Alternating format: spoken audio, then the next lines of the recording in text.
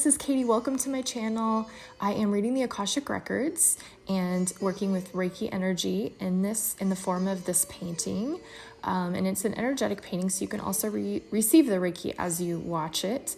And this is my own interpretation of what comes through as I channel into the October 2022 collective energies. And it's a creative outlet for me to turn more within and practice this. And it's an opportunity just to inspire you to do the same during these really crazy, intense, beautiful times on the planet. So I'll do my best to summarize here.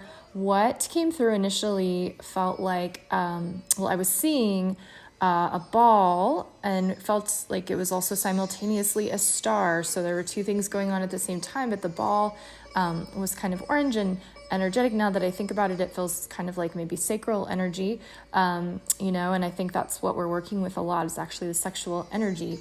And so this ball was bouncing and it was hard to hold on to. It felt like it was kind of all over the place, kind of chaotic, but simultaneously it was also this star shining, almost like this North Star. I feel like it's connected with Sirius, the star system. And that star felt like a direction. It felt like a momentum. It felt like we're being given this higher information to be able to plow forward, basically.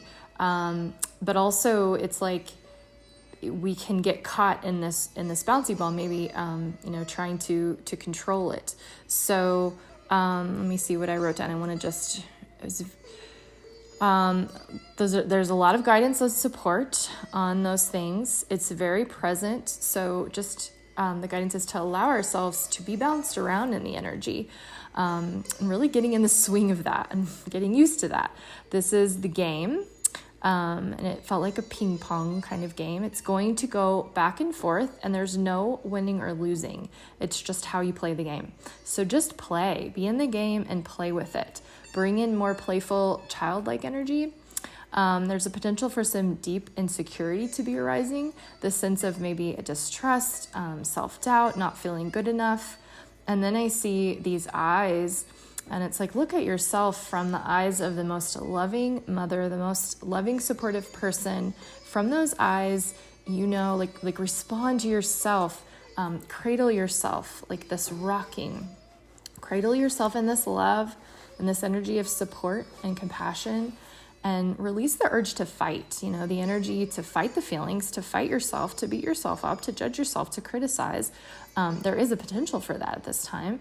And so there's this swinging back and forth. It's very loving, like the eyes are not turning away from you. They're just holding you there no matter what, just loving you. And it's the eyes of God, the eyes that know there's no right or wrong on this path. There's just you showing up in the rawness of all of you, who you completely are, and relinquishing that, laying that down, letting that fall down into you, knowing there is this cradle, this mother support within you, and also that you can receive it and you can land in it and lay back in it and allow your body to relax fully into it and melt into it and just fully feel that release of being able to settle into that and not needing to do anything else. If that's the only thing you do each day, that's completely enough. All the other stuff, it doesn't really matter. And that doesn't make sense to the ego mind that wants to control everything you do and how you experience life.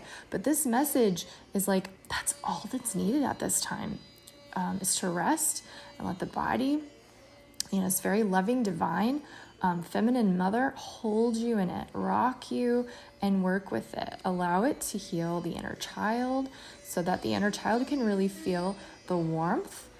Let the body really feel and be co-regulated through your system, through your own higher self. This is completely accessible, and it's kind of counterintuitive because we might be getting this guidance to push forward, sort of that momentum to make moves, this gung-ho energy, which is exciting and invigorating, but it's kind of like go with the flow, however it supports you, and also really balance it with this leaning into yourself, because there's a tendency to kind of overexert, and that can pull us into more of this disconnect as well, because then we go into the other extreme of controlling what we're wanting, trying to control time, kind of, that bouncing ball again, versus just leaning into this process, fully allowing it to be witnessed and observed, all of the changes that are being made, trusting that this is completely unfolding and happening.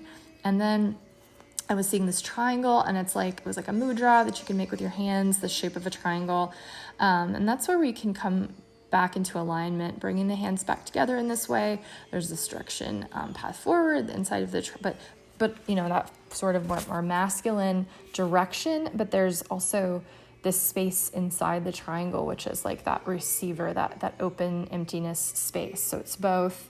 And it reminds me, I think of when I was seeing the triangle, I was feeling into the pyramid energy, and all of that is held and stored within. So we have all that within our system, our DNA, and the more we can connect in with that balance of our light, our momentum forward, which has a tendency to connect in with the mind, so we can work with that to bring it back into the body, and then continue with, and that's more of the feminine, and continue with that momentum so we don't get caught up in the ego. So with more trust, allow gentleness, compassion of that feminine. Okay, and then also another aspect that came through was, really this connection with higher consciousness. This is a really pivotal, powerful time, right? And it's like as in our bodies, we are actually tapping into this. We are actually in this. So, and it felt like within that pyramid is like this, Christ consciousness is running through us. It's just becoming more aware of it and living it, embodying it. So engaging presently with it in the present moment while holding this energy of alertness, engagement, and momentum. It's almost like slowing down. And here comes the sexuality piece. It's almost like slowing down an orgasm, so that it's not just this quick escape.